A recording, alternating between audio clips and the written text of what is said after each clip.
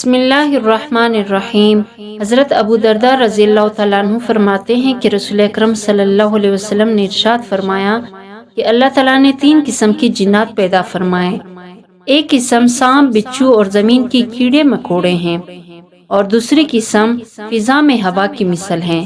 تیسری قسم جنات کی ایک قسم وہ ہے جس پر حساب و عقاب ہوتا ہے۔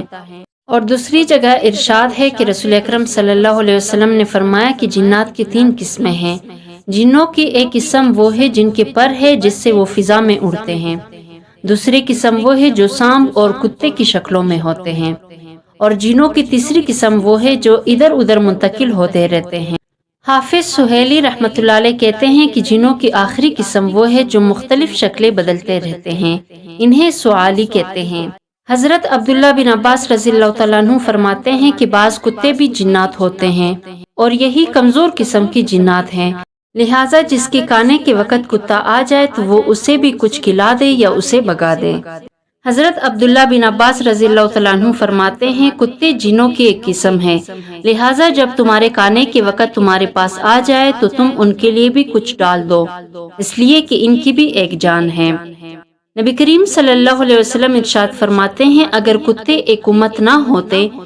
تو میں انہیں ضرور مار ڈالنے کا حکم دیتا، لیکن مجھے خوف ہے کہ میں کسی امت کو نہ مٹا دوں، لہٰذا تم کالے کتوں کو قتل کر لو، اس لیے کہ وہ شیطان کی ایک قسم ہے۔ حضور اقدس صلی اللہ علیہ وسلم نے ارشاد فرمایا کالا کتا شیطان ہے، اور جنات مختلف صورتیں بدلتے رہتے ہیں، اور انسان چوپایوں، سانپوں، بچھوں، اونٹوں، بیلوں،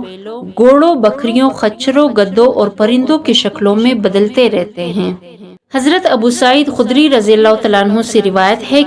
کہ مدینہ منورہ کے جن مسلمان ہو گئے ہیں، لہٰذا جب تم ان کیڑوں میں سے کسی کو دیکھو تو انہیں 3 مرتبہ تنبیہ کرو، پھر اگر اس کے بعد بھی تمہارے سامنے ظاہر ہو تو تم اسے قتل کر ڈالو۔ قاضی ابو یعلی حنبلی کہتے ہیں کہ شیطانوں کو اپنی صورتیں بدلنے کا اختیار نہیں ہے، البتہ شیاطین اپنی شکلیں اس وقت بدل سکتے ہیں جب اللہ تعالیٰ انہیں کچھ کلمات اور فعل سکھا دے، وہ ان کلمات کو ادا کرے اور وہ کام کرے تو اللہ تعالیٰ اس کی وجہ سے ان کو ایک صورت سے دوسری صورت میں بدل دیتا ہے۔ اسی وجہ سے کہا جانے لگا کہ شیاطین اپنی شکل و صورت بدل سکتے ہیں، اس کا مطلب یہی ہے کہ شیاطین اس کلمہ کی ادا کرنے پر قادر ہیں، تو جب بھی وہ ان کلمات کو ادا کرتا ہے، وہ مخصوص کام کر لیتا ہے تو اللہ تعالیٰ اس کو ایک صورت سے دوسری صورت میں تبدیل کر دیتا ہے۔ اسی لیے کہا جانے لگا کہ شیطان فطری طور پر اپنی شکل و صورت بدل سکتا ہے، لیکن شیاطین اور جنوں کو بذات خود اپنی شکلیں مختلف شکلوں میں بدلنا محال ہے۔ قاضی ابو یعلی کہتے ہیں کہ فرشتوں کو بھی اپنے شکلیں بدلنے کے متعلق یہی قول و حکم ہے۔ قاضی ابو یعلی کہتے ہیں ابلیس کے بارے میں جو روایت ہے وہ سراقہ بن مالک کی شکل میں ظاہر ہوتا ہے، اور حضرت جبریل امین علیہ السلام حضرت دحیہ کلبی کی صورت میں آتے تھے، اور اسی طرح اللہ تعالیٰ کا فرمان فَأَرْسَلْنَا إِلَيْهَا رُوحَنَا فَتَمَثَّلَ لَهَا بَشَرًا سَوِيًّا، ہم نے اپنا روحانی فرشتہ جبریل امین علیہ السلام بھیجا، وہ اس کے سامنے ایک تندرست آدمی کی شکل میں ظاہر ہوا۔ یعنی اللہ تعالیٰ نے ان سب کو ایسے کلمات و فعل پر قدرت دی کہ جس کے کرنے سے اللہ تعالیٰ انہیں ایک شکل سے دوسری شکل میں منتقل فرما دیتا ہے۔ اسی طرح غیلان جن جنوں کا جادوگر ہے۔ حضرت عمر رضی اللہ تعالیٰ عنہ کے سامنے غیلان جن کا ذکر ہوا تو انہوں نے فرمایا کسی کو یہ طاقت نہیں کہ وہ اللہ تعالیٰ کی پیدا کی ہوئی شکل و صورت کو تبدیل کر لے، لیکن تمہارے جادوگروں کی طرح جنوں میں بھی جادوگر ہوتے ہیں، لہٰذا جب تم ان میں سے کسی کو دیکھو تو آذان دو یا اسے تنبیہ کر دو۔ حضرت عبداللہ رضی اللہ تعالیٰ عنہ فرماتے ہیں کہ رسول اکرم صلی اللہ علیہ وسلم سے غیلان کے بارے میں پوچھا گیا تو حضور نبی کریم صلی اللہ علیہ وسلم نے ارشاد فرمایا یہ جنوں کا جادوگر ہے۔ حضرت امام مجاہد رحمۃ اللہ علیہ فرماتے ہیں کہ جب بھی میں نماز شروع کرتا تو شیطان ہمیشہ میرے سامنے حضرت عبداللہ بن عباس رضی اللہ تعالیٰ عنہ کی صورت میں آ جاتا، تو مجھے حضرت عبداللہ بن عباس کا فرمان یاد آ گیا اور میں نے اپنے پاس ایک چھری رکھ لی، جب وہ میرے سامنے آیا تو میں اس کے اوپر چڑھ گیا اور اسے چھری گھونپ دی، چنانچہ وہ فوراً گر پڑا، پھر اس کے بعد میں نے اسے نہیں دیکھا۔ حضرت عبداللہ بن عباس رضی اللہ تعالیٰ عنہ سے روایت ہے کہ رسول اکرم صلی اللہ علیہ وسلم نے فرمایا جنات سانپ کی شکل میں بدل دیے گئے ہیں، جس طرح قوم بنی اسرائیل بندروں اور خنزیروں کی شکل میں مسخ کر دیے گئے ہیں۔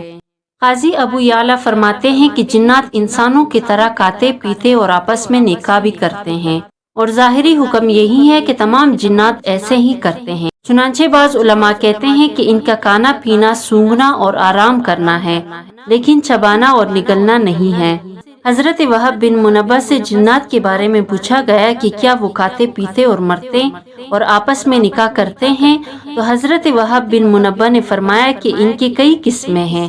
پہلے قسم خالص جنات جو ہوا میں پرواز کرتے ہیں، نہ کھاتے ہیں نہ پیتے ہیں اور نہ مرتے ہیں اور نہ بچے دیتے ہیں۔ دوسری قسم جنات کی بعض قسمیں ایسی ہیں جو کھاتے پیتے آپس میں نکاح بھی کرتے اور مرتے ہیں۔ یہ وہ جنات ہیں جو اپنی شکل و صورت بدلتے رہتے ہیں اور بھوت دیو چڑیل کی مشابہ ہوتے ہیں۔ حضرت یزید تابعی رحمۃ اللہ علیہ فرماتے ہیں کہ تمام مسلمانوں کے گھروں کی چھتوں میں مسلمان جن رہتے ہیں۔ جب دوپہر کی کھانے کا دسترخوان لگایا جاتا ہے تو وہ جنات بھی اتر کر ان کے ساتھ بیٹھ کر کھاتے ہیں، اور جب رات کا کھانا لگایا جاتا ہے تو اس وقت بھی اتر کر آتے ہیں اور ان کے ساتھ بیٹھ کر کھاتے ہیں۔ انہی کے ذریعے اللہ تعالیٰ شریر جنات کو بھگا دیتا ہے۔ حضرت علقمہ رضی اللہ تعالیٰ عنہ فرماتے ہیں کہ میں نے حضرت عبداللہ بن مسعود سے سوال کیا جنوں سے ملاقات کی رات کہ آپ میں سے کوئی صاحب نبی کریم صلی اللہ علیہ وسلم کے ساتھ تھا؟ حضرت ابن مسعود رضی اللہ تعالیٰ عنہ نے فرمایا ہم میں سے کوئی بھی حضور اقدس صلی اللہ علیہ وسلم کے ساتھ نہ تھا، البتہ ہم نے ایک رات مکہ مکرمہ میں حضور صلی اللہ علیہ وسلم کو گم پایا، تو ہم نے کہا معلوم ہوتا ہے کہ حضور نبی کریم صلی اللہ علیہ وسلم گرفتار کر لیے گئے ہیں اور چھپا دیا گیا ہے، معلوم نہیں کہ آپ کے ساتھ کیا کیا جا رہا ہے۔ ہم مسلمانوں کی جماعت نے یہ رات بہت بری حالت میں گزاری۔ جب صبح ہوئی تو آپ غار ہیرا کی طرف سے تشریف لا رہے تھے، تو صحابہ کرام رضوان الاجمعین نے حضور اکرم صلی اللہ علیہ وسلم سے اس بات کا ذکر کیا جس مشکل میں وہ تھے۔ حضور نبی کریم صلی اللہ علیہ وسلم نے ارشاد فرمایا میرے پاس ایک جن نے آ کر دعوت دی، میں اس کے ساتھ چلا گیا اور میں نے انہیں قرآن کریم پڑھ کر سنایا، پھر حضور صلی اللہ علیہ وسلم ہمیں لے گئے اور ان کی آثار دکھائے اور ان کی آگ کی آثار دکھائے۔ جنات نے حضور سے زیادہ سفر مانگا اس لیے کہ وہ کسی جزیرے میں رہنے والے جنوں میں سے تھے، تو حضور نبی کریم صلی اللہ علیہ وسلم نے ارشاد فرمایا ہر وہ ہڈی تمہاری غذا ہے جس پر اللہ تعالیٰ کا نام لیا گیا ہو، یعنی حلال ذبیحہ کی ہڈی تم لوگوں کی غذا ہے۔ اور ترمذی کے الفاظ یہ ہے کہ جنات کی غذا وہ ہڈیاں ہیں جن پر اللہ تعالیٰ کا نام نہ لیا گیا ہو اور وہ تمہارے ہاتھ میں آ جائے، یا جس ہڈی میں گوشت لگا ہو، اور ہر قسم کی لید اور مینگنی تمہارے چوپائیوں کا چارہ ہے۔ نبی کریم صلی اللہ علیہ وسلم نے اسی لیے ارشاد فرمایا کہ تم لوگ ہڈی اور لید سے استنجا نہ کرو، اس لیے کہ یہ دونوں تمہاری بائی جینوں کی غذا ہے۔ حضرت ابو ہریرہ رضی اللہ تعالیٰ عنہ سے روایت کرتے ہیں کہ نبی کریم صلی اللہ علیہ وسلم نے حکم فرمایا کہ میرے لیے پتھر لاؤ، میں اس سے استنجا کروں گا، اور فرمایا تم میرے پاس ہڈی اور لید مت لانا۔ میں نے عرض کی لید اور ہڈی کی تخصیص کی کیا وجہ ہے؟ حضور نبی کریم صلی اللہ علیہ وسلم نے ارشاد فرمایا یہ دونوں چیزیں جنوں کی غذا ہیں۔ میرے پاس ایک شہر کی جنوں کا ایک وفد آیا جو نیک جن تھے، انہوں نے مجھ سے کھانا مانگا تو میں نے اللہ تعالیٰ سے ان کے لیے دعا کی کہ جنات کسی ہڈی اور لید کے پاس سے جب بھی گزرے اس پر اپنی غذا موجود پائیں۔ حضرت جابر بن عبداللہ رضی اللہ تعالیٰ عنہ سے روایت کرتے ہیں، فرماتے ہیں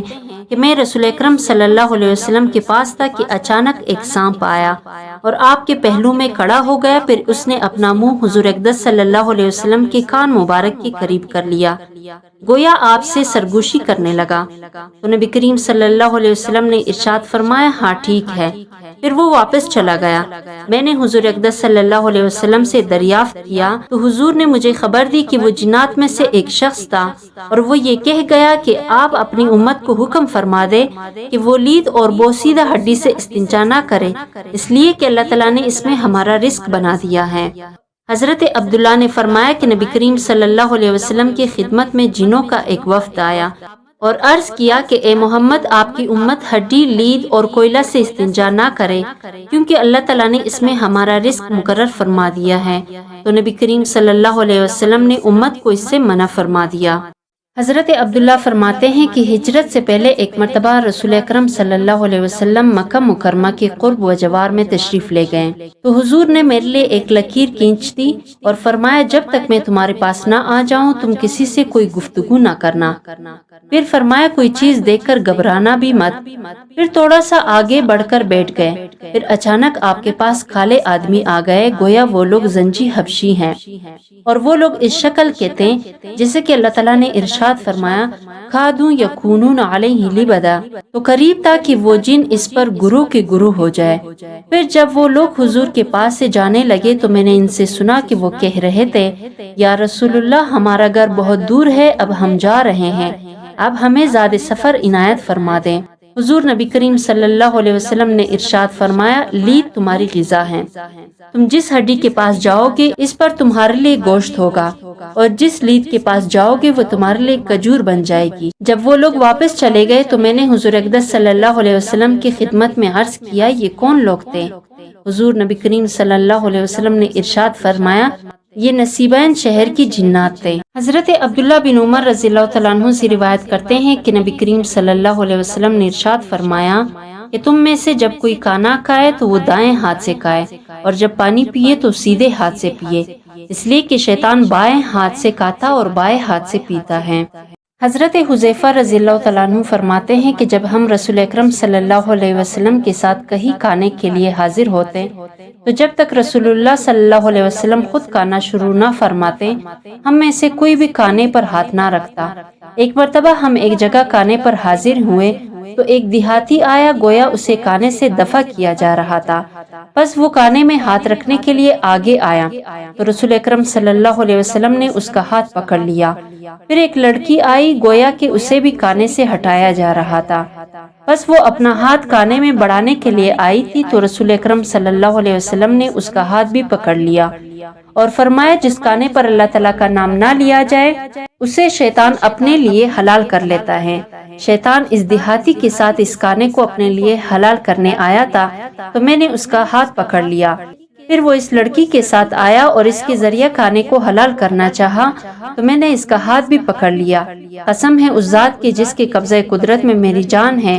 شیطان کا ہاتھ ان دونوں کے ہاتھوں کے ساتھ میرے ہاتھ میں ہے۔ حضرت امیہ بن مخشی سے روایت کرتے ہیں کہ انہوں نے فرمایا کہ رسول اکرم صلی اللہ علیہ وسلم تشریف فرماتے اور ایک شخص کھانا کھا رہا تھا، اس نے بسم اللہ نہیں پڑھی یہاں تک کہ اس کے کھانے میں سے ایک لقمہ کے سوا کچھ بھی باقی نہ بچا۔ جب اس ایک لقمہ کو اس نے اپنے منہ کی طرف اٹھایا تو اس نے کہا بسم اللہ اول و آخرہ، تو نبی کریم صلی اللہ علیہ وسلم مسکرائے اور فرمایا شیطان اس کے ساتھ کھانا کھا رہا تھا۔ پھر جب اس نے اللہ تعالیٰ کا نام لیا تو جو کچھ شیطان کے پیٹ میں تھا سب اس نے پھینک کر دیا۔ حضرت ابو ہریرہ رضی اللہ تعالیٰ عنہ سے روایت ہے کہ رسول اکرم صلی اللہ علیہ وسلم نے ارشاد فرمایا